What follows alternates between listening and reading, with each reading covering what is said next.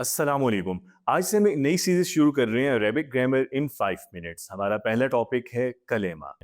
कलेमा कहते किसे? कलेमा हम कहते हैं किसी भी बामाना लफ्ज़ को। कोई भी मीनिंगफुल वर्ड है तो वो कलेमा है।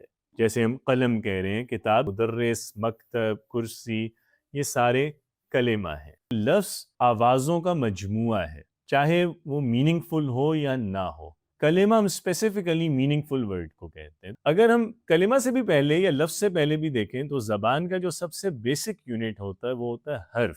हर्फ असल में किसे कहते हैं? हर्फ आवाज़ों को कहते हैं। जो भी आवाज़ की लिखी हुई शक्ल है वो हर्फ कहलाती है। मिसाल के तौर पे आ एक आवाज़ है और अलिफ वो हर्फ है जिसके ज़रिए हम आ को लिखते हैं। उन आवाज़ों की जो लिखी हुई शक्ल होती है उन्हें हम हर्फ कहते हैं। तो हर ज़बान के अपने लेटर्स होते हैं। जैसे अरबी में कुल 28 हर्फ हैं। हुरूफ मिलते हैं, मुख्तलिफ जो हुरूफ तहज्जी हैं, जैसे अलिफ है, बा है, ता है वगैरह। मुख्तलिफ हुरूफ के कम्बिनेशन से लफ्ज़ बनता है। लफ्ज़ जो है अगर मीनिंगफुल है तो उसे हम कलेमा कहते हैं। फिर कलेमा को हम डिवाइड करते हैं 3 कैटेगरीज़ में, यानी हम अपनी ज़बान में जितने भी लफ्ज़ बोलते हैं वो या तो इस्म होते हैं या फ़ेल होते हैं या हर्फ होते हैं। तो अरबी में सिर्फ़ ये 3 किस्में की जाती हैं। अंग्रेज़ी की तरह हमारे यहाँ पार्ट्स ऑफ स्पीच बहुत ज़्यादा नहीं है, बल्कि बस इस्म है, फ़ेल है और हर्फ है। और जो ज़्यादातर अंग्रेज़ी के पार्ट्स ऑफ स्पीच हैं वो अरबी में इस्म की कैटेगरी में कवर्ड हैं। जैसे नाउन है वो भी अरबी में इस्म है, प्रोनाउन भी इस्म है, एडजेक्टिव भी इस्म कहलाता है, कंजंक्शंस जो हैं वो भी इस्म है, एडवर्ब्स भी इस्म है। ज़्यादातर जो अंग्रेज़ी के पार्ट्स ऑफ स्पीच हैं वो अरबी में इस्म में कवर्ड हैं, ठीक है? तो अरबी के अंदर हम लफ्ज़ को बस 3 तरह से कैटेगराइज़ करते हैं, इस्म, फ़ेल और हर्फ। इस्म किसे कहते हैं? हम लोग शुरू से पढ़ते हैं, आप लोगों ने यकीनन उर्दू ग्रामर में पढ़ा होगा कि इस्म जो है वो नाम होता है किसी चीज़ का। इस्म का मतलब तो नाम ही है इस लफ्ज़ का। जैसे हम उर्दू में भी बोलते हैं, किसी से पूछते हैं कि आपका इस्म क्या है या इसमें गिरामी क्या है? लेकिन जब ग्रामर में हम इसको टर्म के तौर पे बोल रहे होते हैं तो इस्म से मुराद कोई भी लफ्ज़ होता है जो कोई भी माना दे रहा हो, लेकिन उसमें कोई ज़माना ना हो। कोई भी मीनिंगफुल वर्ड जो किसी टेंस से खाली है, उसमें कोई टाइम नहीं है, यानी पास्ट, प्रेजेंट या फ्यूचर उसमें इंक्लूडेड नहीं है। तो टाइमलेस हो के जो लफ्ज़ अपना मीनिंग देता है उसे हम इस्म कहते हैं। जैसे हमने मिसालें जो पढ़ी, कलम, किताब, कुर्सी, तो ज़माना अगर किसी लफ्ज़ में नहीं है तो वो लफ्ज़ इस्म है। जैसे कलम है, किताब है, पढ़ना है, ठीक है? जैसे अरबी में मिसालें देखें, कलम और किताब को तो अरबी में भी कलम और किताब कहते हैं, पढ़ने को क़िराअत कहते हैं। तो पढ़ना या क़िराअह ये लफ्ज़ इस्म है, इसको अच्छे से समझ लें।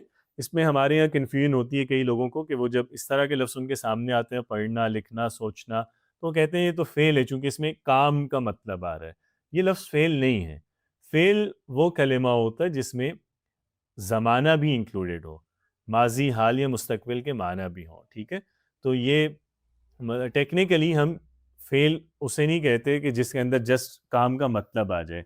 उसमें कोई ना कोई टेंस भी होना चाहिए। अगर टेंस नहीं है किसी लफ्ज़ में तो फिर वो फ़ेल नहीं है, वो इस्म कंसिडर होगा। अब जैसे मिसाल के तौर पे अंग्रेज़ी में भी जो रीडिंग है, रीडिंग हमेशा एज़ अ वर्ब यूज़ नहीं होता। रीडिंग नाउन के तौर पे भी यूज़ होता है।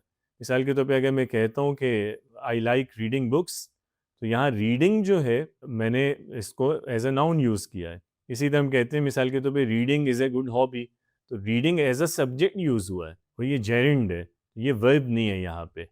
तो कई लफ्ज़ ऐसे आपको लगेंगे जिनमें फ़ेल वाला मतलब तो होगा, लेकिन उनमें ज़माना नहीं होता, तो हम उसको फिर इस्म में कंसिडर करते हैं, उसे फ़ेल नहीं कहते, ठीक है? तो ये इस्म है। फ़ेल को देखें तो फ़ेल माना भी रखता है और ज़माना भी रखता है। ज़माना उसमें माज़ी, हाल, मुस्तक़बिल में से कोई भी हो सकता है। जैसे पढ़ा, पढ़ता है, पढ़ो। पढ़ा माज़ी में, पढ़ता है हाल में, पढ़ो मुस्तक़बिल में आप किसी को कह रहे हैं कि पढ़ो।